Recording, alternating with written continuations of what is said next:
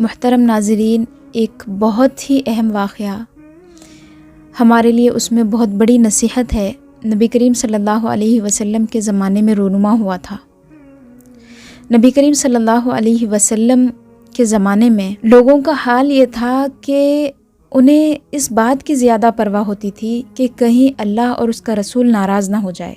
بڑے بڑے گناہ اگر ان سے سرزد ہو جاتے تو وہ اس بات سے ذرا بھی نہیں ہچکچاتے تھے کہ حضور کی بارگاہ میں حاضر ہو جائیں اور کہیں کہ یا رسول اللہ مجھ پر حد قائم فرما دے، مجھے پتھر مار کر ہلاک کر دے کہ مجھ سے یہ گناہ ہو گیا ہے۔ ایک خاتون کا واقعہ، ظاہر سی بات ہے وہ مسلمان تھی، صحابیہ تھی، جنہوں نے بھی ایمان کی حالت میں نبی کریم صلی اللہ علیہ وسلم کو دیکھا دنیا میں، وہ صحابی کہلاتے ہیں۔ ایک خاتون آئی حضور کی بارگاہ میں صلی اللہ علیہ وسلم اور کہنے لگی کہ یا رسول اللہ، میں اللہ کی حد کو پار کر چکی ہوں، لہٰذا آپ مجھے سزا دیں۔ اور ایک حدیث میں واضح کلمات ہے، اس خاتون نے کہا کہ یا رسول اللہ، مجھ سے بڑا گناہ ہو گیا ہے، زنا ہو گیا ہے، آپ حد قائم فرما دیں، مجھے مار دیں۔ کیونکہ وہ ڈری ہوئی تھی اور وہ چاہتی تھی کہ بس اللہ کی بارگاہ میں چلی جائے سلامتی کے ساتھ، کیونکہ بعد میں جو ہوگا وہ عذاب خطرناک ہوگا، دنیا میں بس پتھر کھا کے وہ مر جانا چاہتی تھی۔ تو نبی کریم صلی اللہ علیہ وسلم نے اس کی بات کو مان لیا۔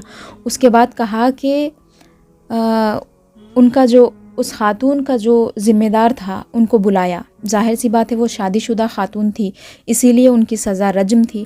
اگر غیر شادی شدہ ہوتی تو اس کو کوڑے لگائے جاتے تھے۔ شوہر تھا یا والد تھا اس وقت موجود، حضور نے ان کو بلایا اور کہا کہ جب ولادت ہو جائے بچے کی تو اس کے بعد میں آنا، چونکہ اس عورت نے آ کے یہ کہا تھا کہ یا رسول اللہ مجھ سے یہ گناہ ہوا ہے اور میں حاملہ ہو گئی ہوں۔ اس خاتون کو لے جایا گیا۔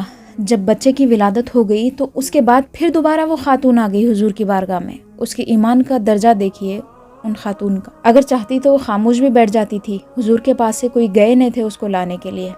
وہ آ کے کہنے لگی کہ یا رسول اللہ اب حد قائم فرما دے۔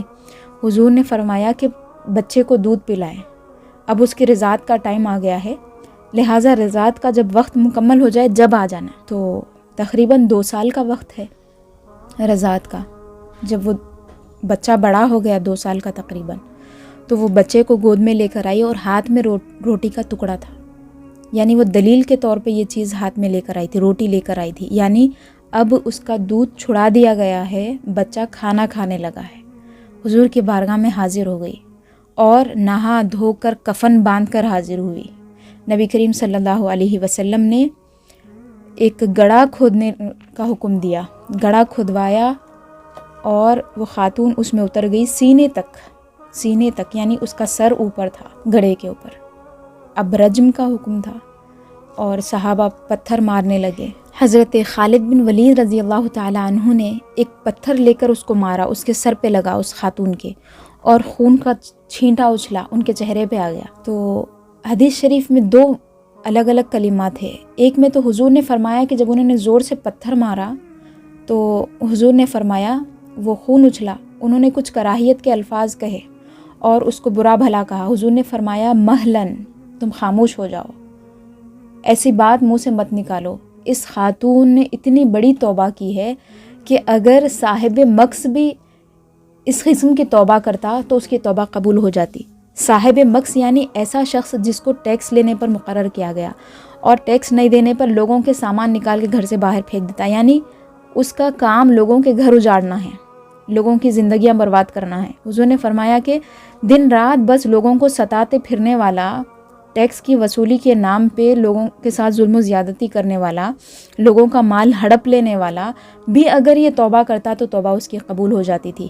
ابھی بات یہاں پر ختم نہیں ہوئی، حضور اکرم صلی اللہ علیہ وسلم نے اس کی نماز جنازہ بھی پڑھائی۔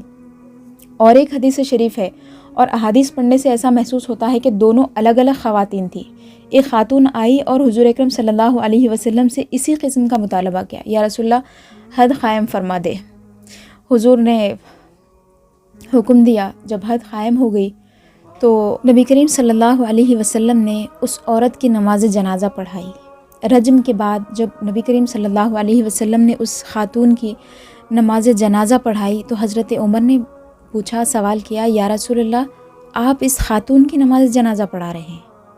تو حضور نے جواب دیا صلی اللہ علیہ وسلم کہ اے عمر، لقد تابت توبۃ لو قسمت بین 70 من اہل المدینۃ لوسعتہم، اگر اس خاتون کی توبہ کو مدینہ کے 70 لوگوں میں تقسیم کر دیا جائے، 70 گناہ گاروں میں اگر تقسیم کر دیا جائے تو سب کے لیے کافی ہوتی تھی۔ اس عورت نے ایک توبہ نہیں کی، اتنی بڑی توبہ کی ہے کہ 70 لوگوں کو بھی یہ کافی ہو جائے گی۔ اس کے بعد فرمایا کہ وَهَلْ وَجَدْتَ أَفْضَلَ مِنْ أَنْ جَادَتْ بِنَفْسِهَا لِلَّهِ عَزَّ وَجَلَّ، یعنی کیا تم اس سے بہتر بھی کسی کو سمجھتے ہو کہ جس نے اللہ کی خاطر اپنی جان دے دی ہے؟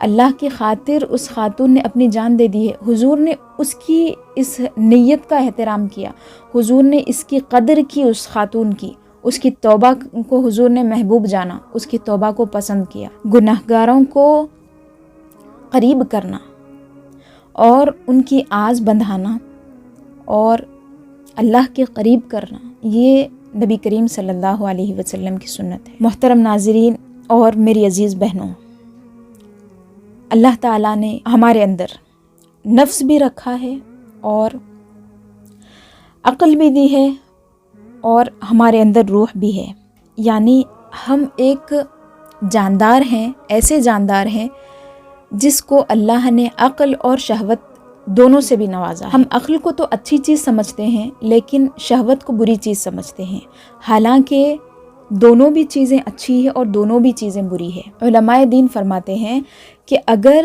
انسان اپنی شہوت کو، اپنی خواہش کو صحیح راستے پر لگا دے، جس کے لیے اللہ نے بنایا ہے، جو صحیح طریقہ، جو حلال طریقہ اللہ نے بنایا ہے، تو وہ اللہ کے قرب کا ذریعہ بن جائے گا۔ اور اگر دوسرے راستوں پر چل پڑے تو وہی چیز، وہی شہوت دوزخ کی جانب لے جانے والی بن جائے گی۔ اس واقعے کو جو ابھی ہم نے سنا، اس سے ہمیں یہ بات سمجھ میں آتی ہے، توبہ میں جلدی کرنا چاہیے، توبہ میں نہیں ہچکچانا چاہیے۔ اب تو آپ کو کہیں جا کے کوئی گناہ کا اعتراف کرنے کی ضرورت نہیں ہے، اللہ کی بارگاہ میں حاضر ہونا ہے۔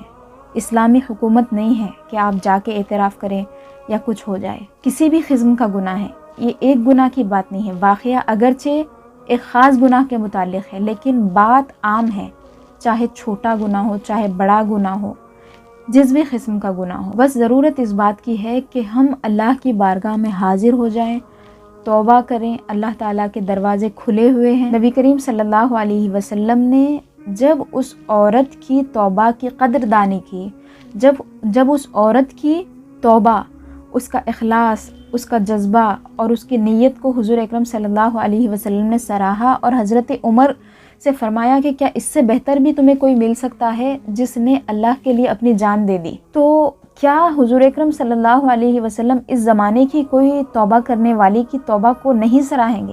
یہ بات تو سمجھ سے باہر ہے۔ ایسا تو نہیں ہو سکتا کہ حضور اپنے زمانے کی کسی گنہگار عورت کی توبہ کو قبول کر لیں اور بعد میں آنے والوں کی توبہ کو حضور قبول نہ کرے، ایسا تو نہیں ہو سکتا۔